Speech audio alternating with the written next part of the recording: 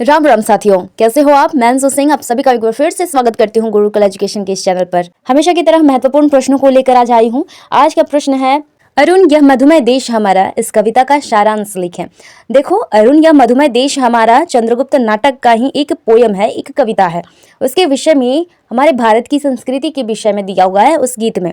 तो उस गीत में क्या क्या बातें लिखी हैं वह सारांश के रूप में हमें जानना है। और यह पोयम जो है, अरुण यह मधुमय देश हमारा, यह आपने कभी ना कभी जरूर पढ़ा होगा। इसका क्या मतलब है आज के इस वीडियो में हम जानेंगे। तो वीडियो का हम शुरू करते हैं। इसके पहले आप चैनल पर आप नए हैं तो चैनल को सब्सक्राइब जरूर कर लीजिए, ताकि बहुत सारे लोगों तक हमारे यह वीडियो पहुंच सके। और साथ में ही टैग प्रोडक्ट में बहुत सारी बुक्स, किताबों के लिंक दिए रहते हैं, तो आप अगर चाहें तो वहां से कोई भी प्रोडक्ट, किताब ही नहीं बल्कि कोई भी चीज वहां से जरूर खरीद सकते हैं। यह सामान डिस्काउंट पे मिलता है। अब चलते हैं कविता की ओर। इसके विषय में थोड़ी जानकारी आप पहले रख लीजिए कि यह कविता कहाँ से और किसने लिखी है। तो यह जो कविता है जयशंकर जी ने लिखा। यह चंद्रगुप्त नाटक जब जयशंकर जी लिख रहे थे 1931 में, जब यह नाटक प्रकाशन हुआ इसका, तो उन्होंने इस नाटक में ही हमारे देश के लिए यह कॉर्नेलिया के मुख से गवाया है। यह एक गीत है जो कि कॉर्नेलिया के गीत के नाम से भी फेमस है। जब शुरू कॉर्नेलिया भारत में आती है, जो कि कॉर्नेलिया फिलिप्स की बेटी है, तो वह जब भारत आती है तो भारत की सुंदरता, प्रकृति को देखकर उसका मन आनंदित हो जाता है और उसने यह गीत गाया। और इसमें यह गीत में राष्ट्रभक्ति झलकती है। राष्ट्र, ऐसा लगता है कि राष्ट्र ये हमारा राष्ट्र है और ये हम जो हैं ये ही राष्ट्र के हैं। तो इस प्रकार से अपनापन का भाव इस कविता में लगता है। तो चलिए पढ़ते हैं। अरुण यह मधुमय देश हमारा, जहां पहुंच अनजान क्षितिज को मिलता एक सहारा। भारत में सूर्योदय का जो दृश्य है बहुत बड़ा रमणीय होता है। और सुबह सुबह जब आप सूर्य को देखते हैं आकाश में उगते हुए, तो चारों ओर उसकी लालिमा अर्थात सूर्य का प्रकाश फैल जाता है। सूर्य मतलब, इस कविता में सूर्य का मतलब है क्योंकि भारत भूमि पर ही सर्वप्रथम ज्ञान का, योग, सभ्यता, अध्यात्म, दर्शन, गणित आदि सभी का जन्म हुआ, जिससे संपूर्ण विश्व आज भी आलोकित है। उदाहरण के तौर पर हम योग को देखते हैं। योग हमारे देश से ही निकला, सारे लोग इससे लाभान्वित हो रहे हैं। साथ ही दूसरी ओर यह भी ध्यान देने वाली बात है, यहाँ पर संकेत किया गया है कि इतना समृद्ध देश हमारा होने के बाद भी भारतीयों के मन में दया है, प्रेम है, करुणा के भाव रहते हैं। अर्थात भारतवासी के मन में जो बंधुत्व और प्रेम, अपनत्व का भाव है, वही उनकी संस्कृति यानी कि हमारी संस्कृति का मधुमय बनाता है।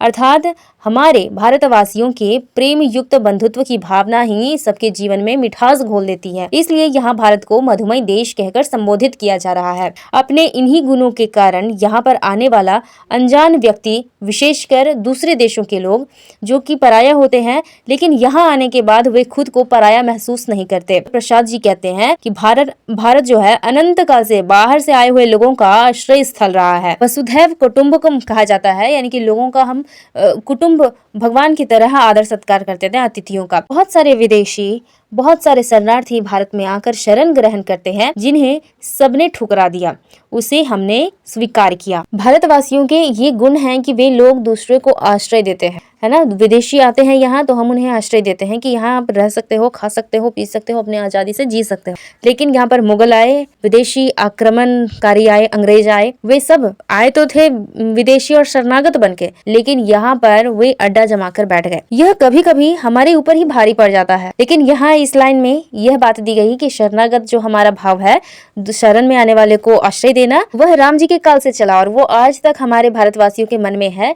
अब आगे का लाइन है कि सरलताम रस गर्भ विभा पर, नाच रही तरुशिखा मनोहर, छिटका जीवन हरियाली पर, मंगल कुमकुम सारा। यानी कि कहने का मतलब है, प्रातः काल सूर्य आकाश में जब उगने लगता है तो ऐसा लगता है मानो चारों ओर जागरण के गीत गुंजित हो रहे हैं। चिड़िया चहचहाती है तो ऐसा लगता है कि वे गा रही हैं। समस्त जीव जंतु, पेड़ पौधे, फूल पत्तियां जग उठते हैं। सूर्य की किरणें पेड़ की फुनगी पर नृत्य करती हुई दिखाई पड़ती है। सूर्य जब निकलता है तो पेड़ बीच में रहते हैं, तो हमें पेड़ के ऊपर ही सूर्य, ऐसा लगता है कि पेड़ की ऊपरी डाली पर सूर्य बैठा हुआ है, तो इस प्रकार से दिखाई पड़ता है। कमल की पंखुड़ियों पर अपनी आभा बिखेर कर उसकी सौंदर्य को कई गुना सूर्य जो है बढ़ा देता है। भारत भूमि शस्य श्यामला है, चारों ओर छाई हुई हरियाली उसकी समृद्धि और संपन्नता का परिचायक है।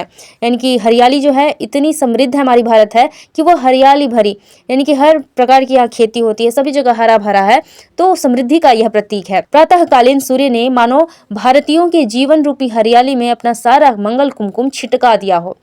सरल शब्दों में अगर कहें तो भारत धन्य धान्य से संपन्न देश है। यहाँ चारों ओर लहराते लहराते खेत खलियान है और जब सूर्य की रक्तिम किरणें यानी कि लाल लाल किरणें इन पर सुबह सुबह पड़ती है तो ऐसा लगता है मानो सूरज ने अपना सारा मांगलिक कुमकुम यानी कि चंदन कुमकुम जो होता है वो भारतीयों पर बिखेर दिया हो। वास्तव में यहाँ के लोग बहुत परिश्रमी हैं जो बंजर धरती को हरा भरा करने की क्षमता रखते हैं। यहाँ पर जीवन हरियाली पर मांगलिक कुमकुम छिटकने का बड़ा ही मनोहारी चित्रण कवि ने किया है। भारत की समृद्धि और मांगलिकता का भाव यहाँ पर इस लाइन में दिया गया है। आगे का लाइन है, लघु सुर धनु से पंख पसारे, शीतल मलई समीर सहारे, उड़ते खग जिस ओर मुँह किए, समझ नीड़ निज प्यारा। अर्थ है, आकाश में विचरते इंद्रधनुषी पंखों वाली पक्षी, मलय पर्वत से आने वाले शीतल सुगंधित पवन यानी कि मलय पर्वत पर जो चंदन के वृक्ष होने के कारण उस ओर से जो भी हवा आती है वह शीतल होती है, ठंडी होती है और सुगंधित होती है, यानी कि चंदन की उसमें खुशबू होती है।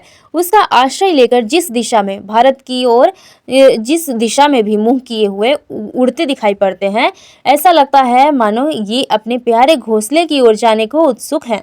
यहाँ पर हम खगों को विदेशियों का प्रतीक हम कह सकते हैं और वह जिस ओर मुंह करके अर्थात वह विश्वास के साथ भारत की ओर निहार रहे हैं, हमारे भारत की ओर देख रहे हैं, उड़ते हुए चले आ रहे हैं हमारे देश में, उसे ऐसा लगता है मानो उनके हृदय में यह भरोसा है कि भारत में उन्हें आश्रय जरूर मिलेगा, भारत ही उनका प्यारा घर है।